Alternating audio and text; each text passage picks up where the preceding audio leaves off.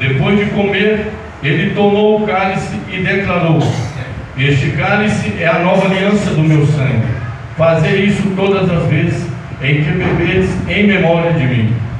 Portanto, todas as vezes que comedes deste pão e bebedes deste cálice, proclamais a morte do Senhor até que ele venha.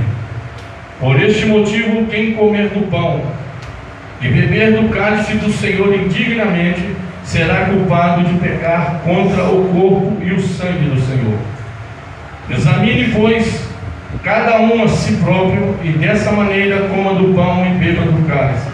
Pois quem come e bebe sem ter consciência do corpo do Senhor, come e bebe para a sua própria condenação.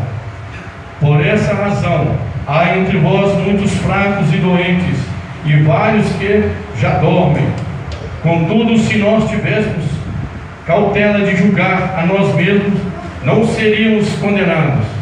No entanto, quando somos julgados pelo Senhor, estamos sendo corrigidos a fim de que não sejamos condenados juntamente com o mundo. Amém. O Senhor, como o pão partiu, disse: esse é o meu corpo que é partido do meu coração.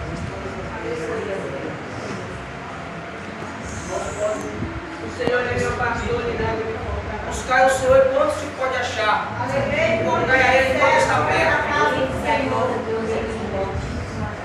Irmãos, a leitura da palavra de Deus foi lida aí, nós entendemos, ouvimos. A gente também faz examine-se o homem a si mesmo, para que venha participar do corpo do sangue do Senhor perfeito. O pastor, ele não sabe. O irmão pode participar ou não. Ele sabe você mesmo. Você tem que examinar a si mesmo, se você pode ou não. Se você acha que você pode, você tem comunhão com Deus, você tem comunhão com a igreja, você tem comunhão com os seus irmãos, você pode participar. E a Bíblia diz: só aqueles que são batizados em nome do Pai, do Filho e do Espírito Santo.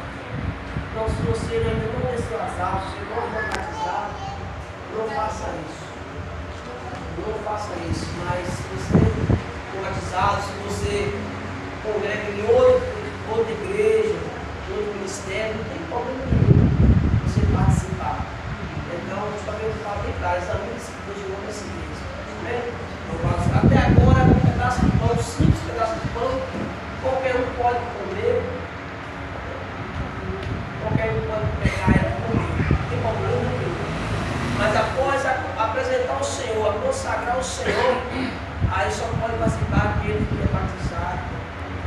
Aquele está em comunhão, porque simboliza o corpo do Senhor, que foi rasgado ali